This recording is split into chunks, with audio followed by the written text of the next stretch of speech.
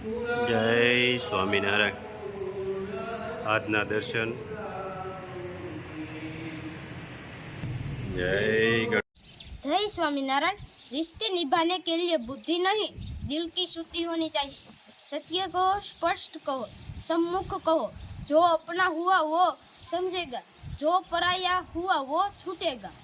जय Swaminarayan. Good morning, जय स्वामीनारायण, जय श्री राम, जय श्री कृष्ण, जय माताजी, ओम नमः शिवाय। सत्य में विजेता सिद्धेश्वर महादेवनी जय। આપણે કે લગભગ 3 થી 4 દિવસથી વાત કરતા હતા લાખાડોંગ હળદરની, તો આજે ફાઇનલી રેડી થઈ અને આપણી સુધી પહોંચી ગઈ છે। કાલે એના પેકિંગ થશે એટલે હળદર ફાઇનલી આવી ગઈ છે। આપણે એ હળદર બતાવીએ બધાને કે જો હળદર ખાલી અહીંયા ખુલ્લી ત્યાં એટલી સ્મેલ આવી જોરદાર।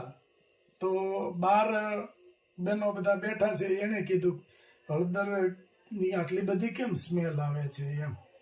મસ્ત સ્મેલ અને મસ્ત વસ્તુ, ચોખ્ખી સારી એક નંબર હળદર આપણે આવી ગઈ છે। ડાયરેક્ટ ફાર્મર પાસેથી આવી છે, કારણ કે 5 દિવસ તો એને પહોંચતા થયા અહીંયા, કે ક્રોસિંગ થતું હોય ટ્રાન્સપોર્ટમાં, એટલે આ થોડુંક બધી ચોમાસાનો સમય હતો, પણ પેકિંગ એને એટલું મસ્ત કર્યું છે કે અંદર કોઈ જાતનું નુકસાન આપણે છે નહીં, અને હાઈ ક્લાસ રીતે અહીંયા પહોંચી ગઈ છે અને બહુ સરસ એક નંબર વસ્તુ છે।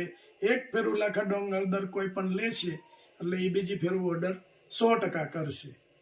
એટલે મસ્ત આવી ગઈ છે હળદર, અને એકદમ સ્મેલ જ એટલી જોરદાર આવે કે એની વાત પૂછો।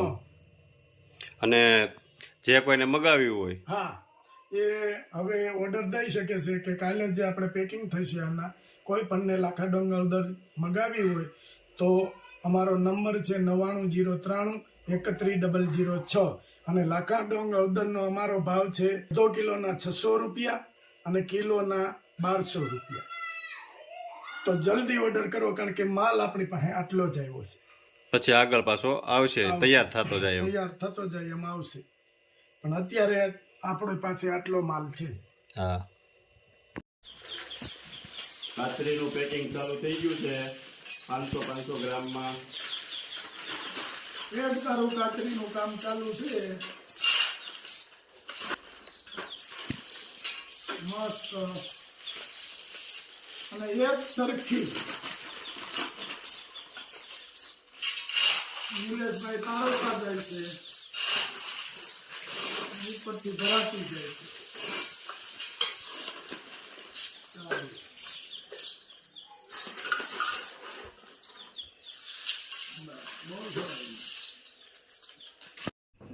ગીર ગાયનું ઘી કિલોના પેકિંગમાં।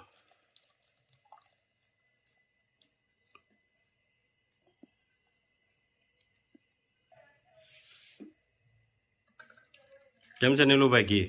સુપર હો, ગીર ગાયનું।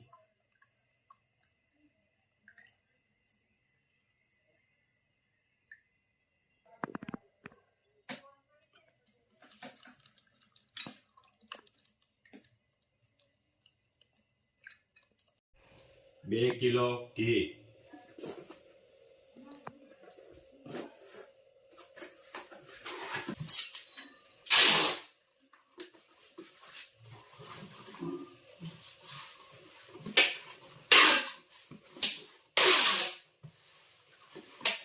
એક હેર ઓઇલ, એક શેમ્પુ,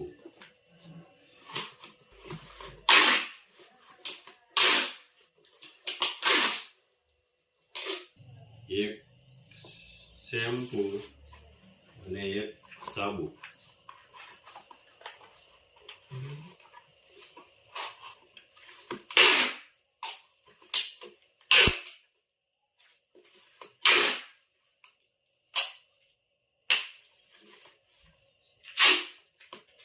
આજે ઘણા બધા પાર્સલ હતા, એક કોથળો કે પાર્સલ ભરાઈ ગયા છે એ આમાં, અને આ ઉપરના બપોર પછીના પાર્સલ છે, આ સવારના પાર્સલ બધા જો અહીંયા સવારના પાર્સલ બધા કરેલા છે અને પાછા બપોર પછીના જે ઓર્ડર આવ્યા એ આ પાર્સલ છે અને હજી પાર્સલ બપોર પછીના એક ધારા સખત ચાલુ જ છે.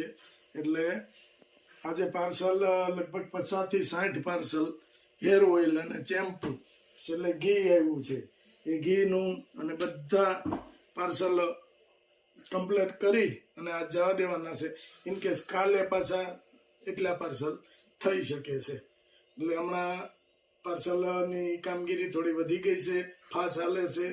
એટલા માટે હવે રાજુભાઈ આપણે તેલ હેર ઓઇલ કાલ બનાવવું પડશે કે 1-2 દિવસમાં, કારણ કે હવે આપણી પાસે જો સ્ટોક છે નહીં. એટલા જો અહીંયા પાર્સલ માથે પાર્સલ ચાલુ ને ચાલુ એક ધારા. પોકનું જાદરિયું પોકને દળી લીધો છે એટલે આપણે એને ભાખરી જેવું રાખવાનું, બહુ જાડું નહીં બહુ ઝીણું નહીં. હવે પછી એને આપણે દૂધથી એનું ધાબો દઈશું. આ દળીને રેડી થઈ ગયો છે, નું મોણ દઈશું એટલે કે ધાબો દઈશું. આવી રીતે દૂધ નાખતું જવાનું, જે પ્રમાણે દૂધ નાખવાનું એ પ્રમાણે જોઈએ એમ નાખવાનું દૂધ. પછી આ રીતે એને દબાઈ દેવાનું, એ બધી પોહી જાય એટલે એ ફૂલી જાય. પાછો આપણે ગોળનો પાક લઈને એને બનાવીશું. ગોળ મેકી દીધો છે આપણે. હવે ગોળનો પાક લેવાનો છે અને સાથે એમાં ઘી નાખવાનું. આપણે આ ગાયનું ઘી છે તે નાખવાનું અને પાક લેવાનો ગોળનો. બાજુમાં ભાખરી બનતી જાય છે સરસ મજાની. ગયો છે એમાં હવે આપણે લોટ નાખશું. હા, એટલે પણ તમને હું વધારે આવડે શીખવાડું છું, એવું છે. હા, કારણ કે હું રાંધ્યા કરું ને થોડું એટલે જો એનો રાજુ કલર જો એકદમ હા. લીલા ઉપર આવી ગયું. એકદમ લીલા ઉપર આવી જાય. મસ્ત સુપર.